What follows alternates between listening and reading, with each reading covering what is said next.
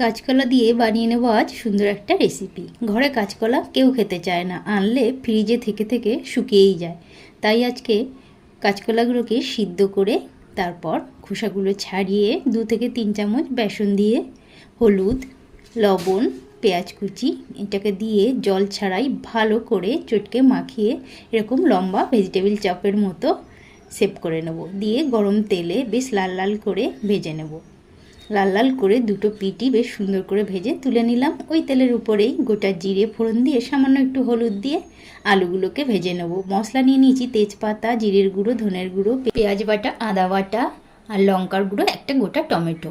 ভালো করে কষিয়ে নিয়ে তারপর এখানে দিয়ে দেবো গরম জল। জলটা ফুটে এলে এখানে ভেজে রাখা বড়াগুলোকে দিয়ে কিছু সময়ের জন্য ঢাকা দিয়ে দেবো। কিছু সময় পর ঢাকাটা তুলে নিয়ে ঝোলটা মাখো মাখো হয়ে গেলে ব্যাস একটু গরম মশলা দিয়ে নেড়ে চেড়ে নামিয়ে নেব। বেশ সুন্দর কিন্তু এই রেসিপিটা।